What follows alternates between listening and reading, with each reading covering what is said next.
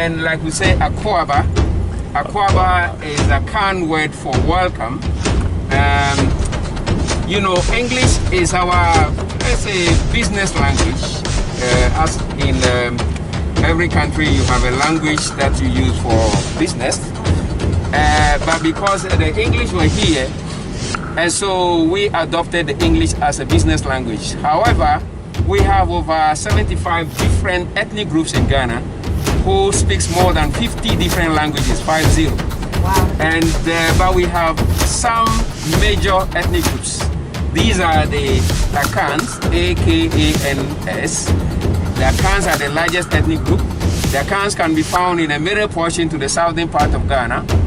And then we have the second largest ethnic group, which is the Mole Dagbani people, which can be found in the northern part of the country, which is has a common boundary with Burkina Faso. And then the third largest ethnic group, which is the one I belong to, which is the Efes. The Efes can be found in part of Ghana, southern part of Ghana, southern part of Togo, and Benin. A little bit portion of Nigeria also have the same ethnic group. Why is it so? This is because when the Europeans decided to, you know, share Africa among themselves, they did not even consult us. So they just put the boundaries based on the military power of various European countries at that time. Britain was kind of on top of the world at that time, so Britain got the beefy parts of Africa. The beefy parts, like the fat portion, the lion's share, the better part of Africa, right?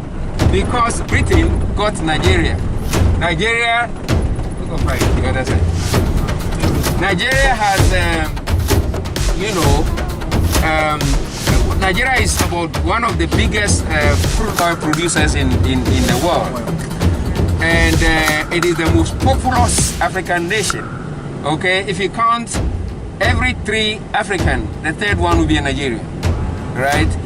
And so they got Nigeria, they got Ghana. Ghana is very rich in gold, in diamond, in manganese, in bauxite, in cocoa, in crude oil, in timber, and the people are very nice. Yes, they are. And we were under various kingdoms when the Europeans arrived here. We have the Ashanti Kingdom, the Dagomba Kingdom, the Ewe Kingdom, and all those kingdoms. Huge kingdom, very powerful kingdom. So when they were sharing the land, they did not take into consideration the various boundaries between various kingdoms. So they just, you know, divided the land as they like, creating a lot of confusion in Africa. Today, if you hear of, oh, African countries are fighting among themselves, there's a border dispute, there's a conflict here and there, it is because of the legacy the Europeans left behind. Wow. They created all these confusions because they cut somebody's land and gave it to somebody else, territory, and divide one family into 2 different countries. But this is our independent area called the Black Star Square. Black Star Square. Or independent Yes. Yeah.